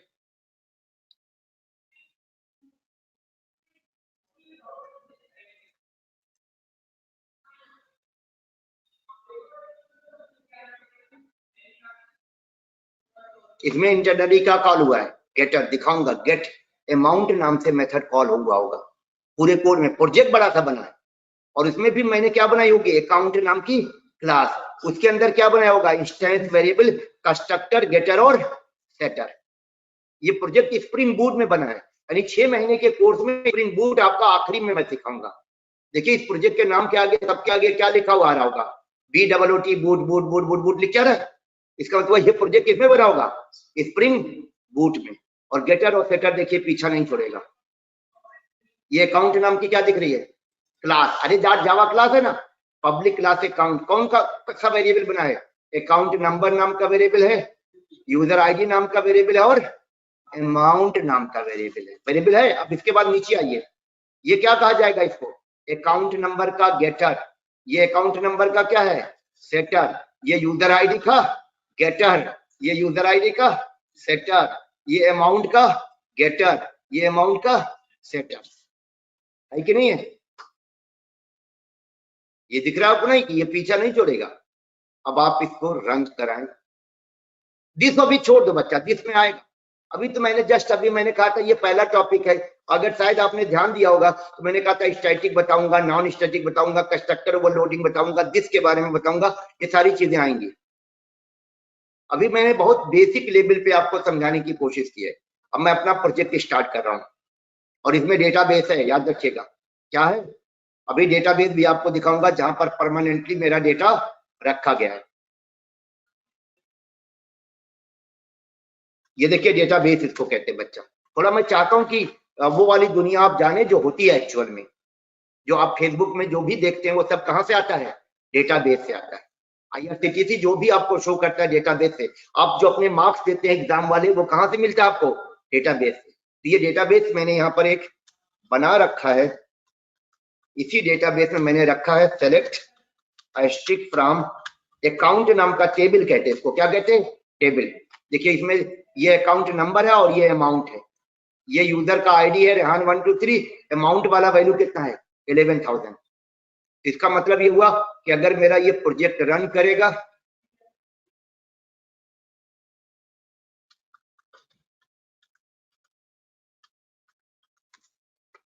तो सबसे पहले मुझे यहाँ लॉगिन करनी पड़ेगी। अगर अकाउंट नहीं होगा तो अकाउंट क्रिएट करूंगा, यूजर नेम डालूंगा और क्या डालूंगा, पासवर्ड। अब जैसे ही ये मैंने क्लिक किया होगा अकाउंट क्लास का क्या बन गया होगा, ऑब्जेक्ट, और उसमें सारा वैल्यू आ गया होगा। जब इस पे मैं क्लिक करूंगा तो ये वैल्यू डेटाबेस से नहीं आ रहा है, अकाउंट क्लास के कहां से आ रहा होगा, ऑब्जेक्ट से। और तुमको शो बैलेंस वाला कोड दिखाते हैं। यहाँ पर अकाउंट क्लास का एक ऑब्जेक्ट तुम्हें दिखेगा, न्यू से नहीं बना होगा, ये हमारे लिए प्रोग्राम बनाता है। ये देखो अकाउंट क्लास का ऑब्जेक्ट दिख रहा है, मेथड देखो account dot what get amount, जो मैंने अभी लिखा था आपके सामने। और ये अमाउंट वाली वैल्यू को मैं यूजर को दिखा रहा हूँ नमक मिर्च लगा के, ये वाली वैल्यू है। ये वैल्यू कहां से आ रही है, अकाउंट क्लास के ऑब्जेक्ट से आ रही है। और ऑब्जेक्ट में वैल्यू कहां से आई, डेटा बेस से आई। अब जैसे अगर डिपॉजिट मनी डिपॉजिट होगा, इसमें मैंने वो लगा रखा है कि 10 सेकंड तक अगर मेरी रिक्वेस्ट नहीं जाएगी तो मेरा सेशन एक्सपायर हो जाएगा। अब अगर मैंने 30,000 डाला, सबमिट करूंगा, तो पहले ये अकाउंट के ऑब्जेक्ट में वैल्यू अपडेट होगी, फिर जाएगी डेटा बेस में। अब की बार लेकिन अकाउंट के ऑब्जेक्ट में वैल्यू चेंज हो गई है, तो ये जो दिखाएगा वो कहां से दिखाएगा, अकाउंट के ऑब्जेक्ट से, डेटाबेस से नहीं लाया है। डेटाबेस में अपडेट कर दिया होगा, डेटाबेस में अपडेट करके वैल्यू कितना हो गया होगा, देखो 41,000। लेकिन अब जितनी बार तुम शो बैलेंस करोगे, ये वैल्यू कहां से आएगी, अकाउंट के ऑब्जेक्ट से आएगी। जब तक मैं लॉग आउट नहीं करूंगा तब तक ये मेरी वैल्यू कहां रहेगी, अकाउंट के ऑब्जेक्ट में। अब दोबारा लॉग इन करूंगा तो ये ऑब्जेक्ट फिर से बनाया जाएगा, तो थोड़ा सा टाइम लगेगा। और यहां पर देखो ये सिलेक्ट करके डेटाबेस से लेके आएगा। Are you getting my point? तो ये है पूरा ऑब्जेक्ट ओरिएंटेड का कॉन्सेप्ट। बच्चा लोग ऑनलाइन जितने भी फेसबुक का पूरा प्रोजेक्ट जो रन करता है, आपका जो भी डेटा दिखाता है, पहले डेटाबेस से निकाल के कहां रखा जाएगा, ऑब्जेक्ट में। देन वैल्यू निकालने के लिए क्या कॉल होगा, गेटर। वैल्यू चेंज करने के लिए क्या कॉल होगा, सेटर। जैसे अभी मैंने विड्रॉ वाला अमाउंट डाला होगा ना, डिपॉजिट वाला मान लो अमाउंट डाला होगा, तो जो मेरा अकाउंट क्लास का ऑब्जेक्ट बना है, जो मैंने अभी थोड़ी देर पहले आपको यहाँ पर दिखाया था, क्या ये 5,000 का इंक्रीमेंट, इस तरह का कोड एक रन किया होगा। और इस कोड ने क्या किया होगा, ऑब्जेक्ट में वैल्यू चेंज कर दी, फिर वो ऑब्जेक्ट की वैल्यू बैकग्राउंड में ही जाके डेटाबेस में क्या कर दी जाएगी, अपडेट। लेकिन दोबारा जब हम गेट करेंगे ना, तो डेटाबेस हिट नहीं किया जाएगा, क्योंकि ऑब्जेक्ट ऑलरेडी मेमोरी में है। जब तक लॉग आउट नहीं किया जाएगा तो ऑब्जेक्ट से डेटा निकाल के दिखा दिया जाएगा। और वेरिएबल का प्रॉब्लम क्या है, वेरिएबल को तो लोकल मेथड होता है। अभी इसके लिए जब प्रोजेक्ट एक्चुअल बनाइएगा, अलग अलग क्या बनेगा, मेथड। शो बैलेंस के लिए अलग मेथड, डिपॉजिट मनी के लिए अलग मेथड, विड्रॉ मनी के लिए अलग मेथड, मतलब अलग प्रोग्राम। अब पता ये चला कि अगर वेरिएबल में रखिएगा तो जिस प्रोग्राम में वेरिएबल बनाया केवल वही यूज कर पाएगा, दूसरा यूज नहीं कर पाएगा। ऑब्जेक्ट का फायदा क्या हुआ, जिसके पास ऑब्जेक्ट का क्या होगा, रेफरेंस। रेफरेंस मैं कल बताऊंगा, मतलब अगली क्लास में। तो जिस प्रोग्राम के पास क्या जाएगा, ऑब्जेक्ट का रेफरेंस, वो प्रोग्राम उसे यूज कर लेगा, गारंटी है। तो आई होप मेरा आपको समझ में आ गया होगा कि हमारा प्रोग्राम वेरिएबल की जगह, और जब भी देखा जाए बैकएंड में क्या बनेगा, ऑब्जेक्ट वेरिएबल ही बनेगा। हम कहते हैं ऑब्जेक्ट बना क्या होगा, वेरिएबल। देखो ना, अमाउंट नाम का क्या बना अंदर, यहाँ पर अकाउंट क्लास के अंदर हमने किस नाम का वेरिएबल बनाया है, अमाउंट नाम का। इसी में रखा जा रहा है, इसी में बार बार क्या हो रहा है, चेंज हो रहा है। ये जो दिखाया जा रहा है ना, ये गेटर उसी की वैल्यू निकाल के दिखा रहा है। गेटर के अंदर हमने क्या कोड लिखा है, गेटर के अंदर हमने कोड लिखा है कि किसकी वैल्यू रिटर्न करो, अमाउंट की। कलर पहचानो, इसका कलर दिख रहा है ब्लू, और इसका भी कलर क्या है, ब्लू। लोकल वेरिएबल का कलर ब्लू नहीं रखा जाता। इसका मतलब ये रिटर्न किसकी करेगा, इस अमाउंट नाम के वेरिएबल की वैल्यू रिटर्न करेगा। और ये जो अमाउंट वेरिएबल मैंने बनाया ना, बैलेंस नाम बनाया जानबूझ के, इसका नाम क्या रखा, बैलेंस। इस बैलेंस वेरिएबल में क्या आएगा, अमाउंट वेरिएबल की वैल्यू। और अमाउंट वेरिएबल ही हमारा टेक्निकली क्या है, ऑब्जेक्ट। क्योंकि हमने यहाँ पर अमाउंट नाम का वेरिएबल नहीं बनाया, हमने अकाउंट क्लास का क्या बनाया, ऑब्जेक्ट। दो वेरिएबल बने, एक नेम नाम का जिसमें राहुल स्टोर हुआ, एक अमाउंट नाम का जिसमें 4,000 स्टोर हुआ। फ्यूचर में ये नेम और अमाउंट दोनों वैल्यू या और भी वैल्यू होगा, कहां से आएगा, डेटा बेस।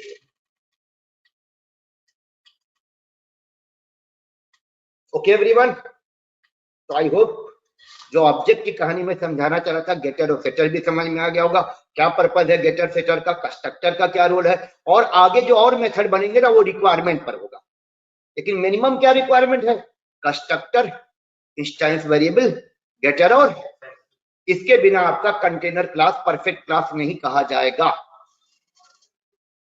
जैसे शो पॉइंट नाम का एक मेथड मैंने बना दिया था पॉइंट क्लास में, वो मैं किस लिए कि मैं चाहता था कि आप एक बार में देख सके। अभी स्टार्टिंग, अभी दिस भी आएगा, अभी स्टैटिक भी आएगा, अभी नॉन स्टैटिक भी आएगा। Again I like to clear, बच्चा कॉन्सेप्ट है, और कॉन्सेप्ट हमेशा थोड़ा सा क्या होता है, हेवी होता है। जैसे फिजिक्स में सारी चीजें किस पे बेस्ड थी, कॉन्सेप्ट पे बेस्ड थी। कॉन्सेप्ट था कि नहीं था, लॉजिक नहीं था, कॉन्सेप्ट। तो कॉन्सेप्ट को समझने में थोड़ा सा क्या लगता है, क्योंकि वो कॉन्सेप्ट किसी और ने हमको दिया है कि ये इसका तरीका होगा, कॉन्सेप्ट होगा।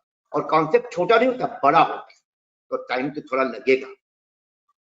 तो इसको थोड़ा सा मतलब मैंने कहा था मुझे समझ दीजिएगा तो एकदम क्लियर होगा। यही आपकी क्लास पोजो क्लास कही जाती है, और यही क्लास फ्यूचर में बीन क्लास कही जाएगी, और यही क्लास फ्यूचर में एंटिटी क्लास कही जाएगी। याद रखिएगा, चाहे आपके दीपक का क्वेश्चन था पोजो क्लास, एंटिटी क्लास और बीन क्लास, इसी क्लास को हम स्प्रिंग बूट में जब यूज करते हैं तो बीन क्लास कहते हैं, हाइबरनेट में यूज करते हैं तो इसको हम लोग एंटिटी क्लास कहते हैं। और रिपोजिटरी नहीं बच्चा, रिपोजिटरी का क्लास अलग होता है और बीन क्लास अलग होता है। खैर वो आएगा वक्त, ठीक। थैंक यू, चलिए मिलते हैं आप लोगों से।